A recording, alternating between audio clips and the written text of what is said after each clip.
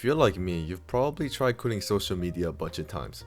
Maybe it's because your GPA is in the decimals and you suddenly decide it's time to lock in like a main character going into a time skip arc. Or maybe you just watched one motivational video at 3 a.m. and thought, damn, what am I even doing with my life? And thought that deleting Instagram would magically turn you into David Goggins. I remember my social media and phone addiction was so bad to the point that I tried finding where my phone was while using the flash that's on my phone. But on some serious note though, social media and content addiction might actually be ruining your life. Like you can't even eat a meal without watching a YouTube video. And you're probably doing that right now. Your attention span is so cooked to the point that you have to watch a TikTok while having another TikTok playing underneath. Like how do you even expect yourself to get better grades or get your life together when a goldfish has a better attention span than you? And you can't even enjoy simple things anymore. Like why would you go for a boring peaceful walk when you have a free brain rot quiz voiced by SpongeBob? Or NBA YoungBoy shooting lasers out of his eyes while saying Oprah? If you actually want to stop your content addiction and get control of your life again, this video is for you. The first step to get your social media addiction in control is to go on Instagram and post on your story to let everyone know that you're going to quit social media and people should text your number instead. Just kidding, please don't do that. But you might think that the first step is obvious and is to delete all social media apps. But that's the biggest mistake people make, including myself made. Deleting all social media apps is just too unrealistic and too extreme.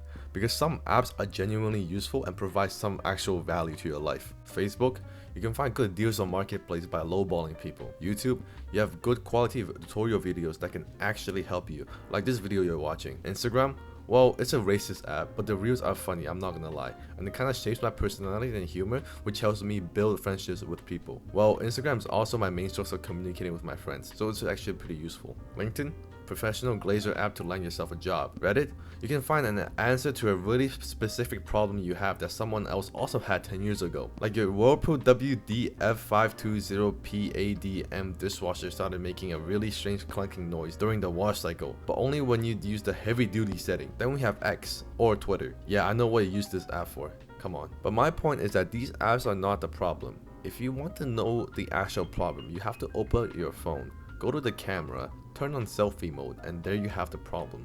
The problem is you, not social media. The real issue is mindless consumption. Watching whatever is recommended instead of being intentional. Social media only becomes an issue when you let it control you. It only becomes a problem if it's affecting other parts of your life. So, how do we actually stop our social media addiction? Well, the answer is simple. It's up to your own willpower. You're the only one who can decide how much social media or content you should be consuming. No one else can do that for you. But the real question is, how much should you be consuming? Well, here's a quick test you can do on yourself. Are your grades slipping? If it is and you think it's because you procrastinate too much and waste too much time on scrolling, then it's time to cut back on social media. Are you losing sleep because your bedtime routine involves just 5 more minutes for 2 hours straight? Then it's time to cut back on social media. Do you feel like a Discord mob because you haven't went outside in a week to touch grass and socialize with people? Then it's time to cut back on social media. If consuming content is negatively affecting other parts of your life, then it's a sign to cut back. My personal method to stop my social media addiction is to finish all the stuff I need to do during the day and then reward myself with some content afterwards. But if I'm consuming content during the day, I am mindful of what I'm watching and put down the phone or turn off my computer if I notice myself mindlessly watching content. Like, just don't let content or social media take the time for the important things that you absolutely need to do. But some people online would just say that you should just listen to podcasts and cut out any type of entertainment because podcasts are more educational. But let's be honest, after 1 week of listening to the podcast, you probably forgot everything. But if you're still young and haven't reached UNC status, I do suggest you listen to some self-improvement podcasts that you're interested in, because it's pretty important for us at a young age to get into self-improvement. The earlier you can start, the better. But also make sure you're writing down points that you think are important or helpful to you, so you don't forget the podcast information, and you make sure that you're actually applying what the podcast is telling you.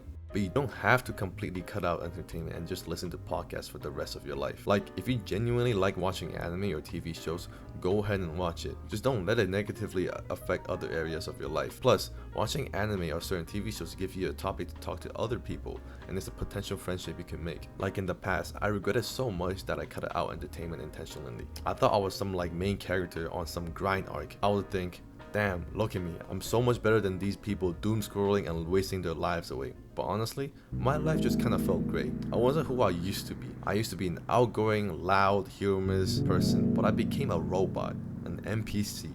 It felt like I had lost my personality. After about 6 months of cutting myself off from everything, I finally started to slowly get back into social media and consuming a little bit more content, and something happened. I started to get myself back. My personality, the part of me that felt lost for so long, began to return.